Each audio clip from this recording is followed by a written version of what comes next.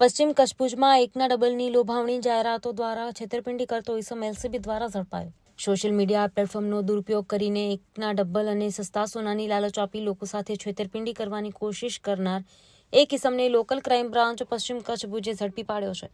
સરહદી રેન્જના મહાનિરીક્ષક શ્રી ચિરાગ કોરડિયા અને પશ્ચિમ કચ્છના પોલીસ અધ્યક્ષ શ્રી વિકાસ સુંડાના માર્ગદર્શન હેઠળ આ કાર્યવાહી કરવામાં આવી હતી।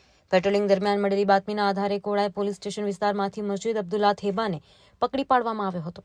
તપાસમાં તેની પાસેથી ઉપર નીચે સાચવી અને વચ્ચે બનાવટી નોટો ધરાવતા ચલણી નોટોનો બંડલો મળી આવ્યા હતા, જેનો વિડીયો બનાવીને સોશિયલ મીડિયા પર વાયરલ કરીને લોકોમાં વિશ્વાસ ઉભો કરી છેતરપિંડી કરવામાં આવતી હતી।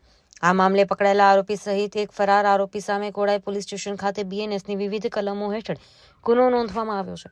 પોલીસે મોટી માત્રામાં બનાવટી નોટોના બંડલો, વાહનો અને મોબાઈલ સહિતનો મુદ્દામાલ કબજે કરી વધુ તપાસ શરૂ કરી છે।